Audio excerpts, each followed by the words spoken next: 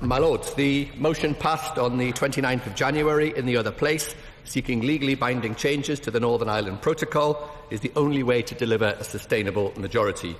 The Government will continue to pursue this to ensure that we leave with a deal on the 29th of March. If MPs do not vote for the deal, the default legal position is that the UK will leave without a deal at the end of March.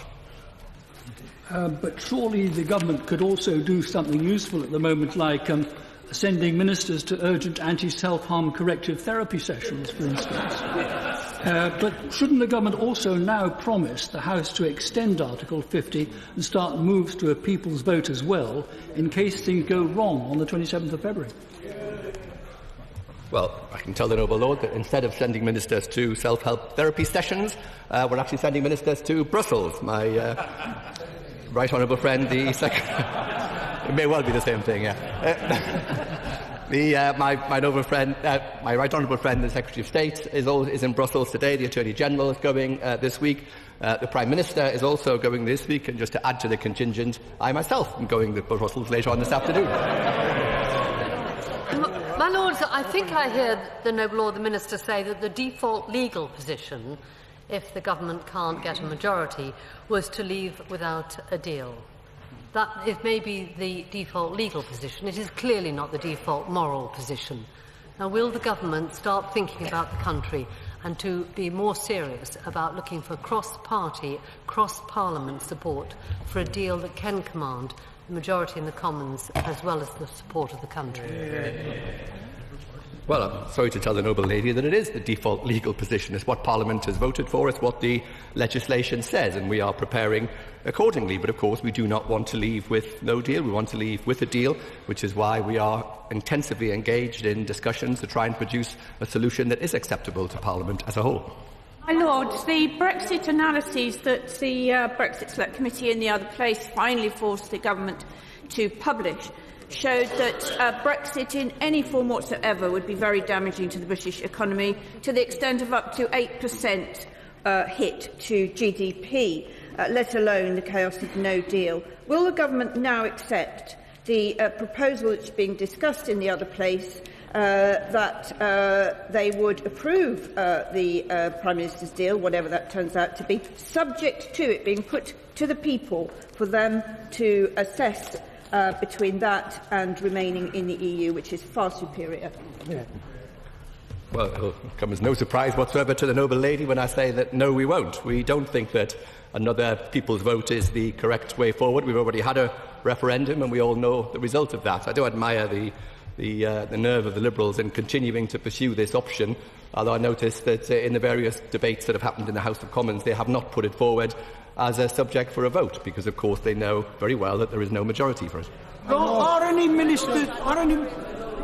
Did my noble friend study the interesting speech by Lord Dykes last week, in which he suggested that a solution to the border problem would be an all-Ireland solution for trade?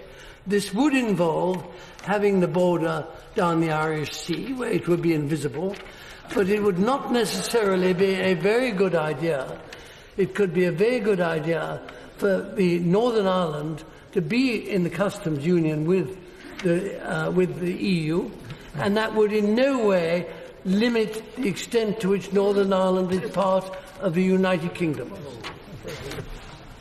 Of course, I did listen very carefully to Lord Alderdice's speech last week, and I paid tribute to him at the end of the debate. But as the noble lord will be aware, we don't think that a customs union border in the Irish Sea is acceptable for the constitutional integrity of our country. Are any ministers going to Tokyo to discuss with Honda the announcement they've just made about closing the Swindon factory in 2022? Yeah. Is that not relevant to parliamentary opinion at all?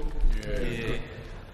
Well, that news was just breaking as I came into the chamber. I think the noble lord will accept it's wrong for me to comment about something that hasn't yet been formally announced, but I'm sure that ministers will want to react in the strongest way. About something that hasn't yet been formally announced, but I'm sure that ministers will want to react in the strongest way possible when we find out the truth or otherwise of the situation. My Lord, deal. Would it not be of assistance to us all if the Government were to publish every Monday a list of those pieces of primary legislation and those pieces of secondary legislation that need to be passed by the 29th of March so that we can place our thinking in some sort of context? Well, we are being very open and transparent about the legislation that is required, and I can update the House on secondary legislation that 449 statutory instruments have currently been laid. That's over 70% of the total. 210 of them have now completed their passage, and there is further action in both houses on the subject this week. Does the noble Lord the Minister agree with the Prime Minister's view that even with a deal, the country will be no poorer than it is at the moment? Could he say when she's going to be honest with the country about how poor we will be without a deal? I always agree with what the Prime Minister says. My Lords, could my noble friend, I think this side, Jack. This side, Jack. Could my noble friend give some thought to the concept of what is called the hard border? The more I push the government for a clear definition of what a hard border is, the more it wobbles like jelly. Yet it is fundamental to the discussions that are ongoing. Could he please not try to answer it perhaps on his feet, but go away, get government to get a clear understanding and a clear definition of what a hard border is, so that then we can actually have potentially fruitful discussions on it.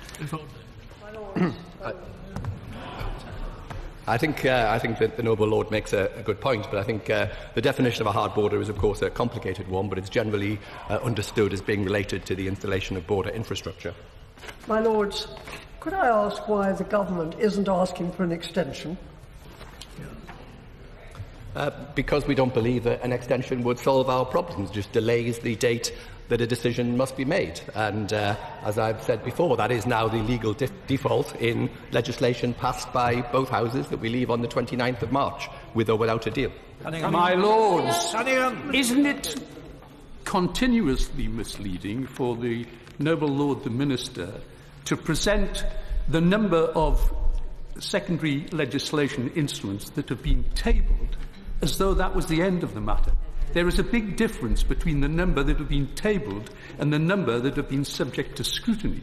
And whilst I draw attention to that again, let me say this. The Treasury has now developed the habit of tabling instruments without any impact assessment in them at all, which is surely totally unacceptable in respect of the effective scrutiny of instruments.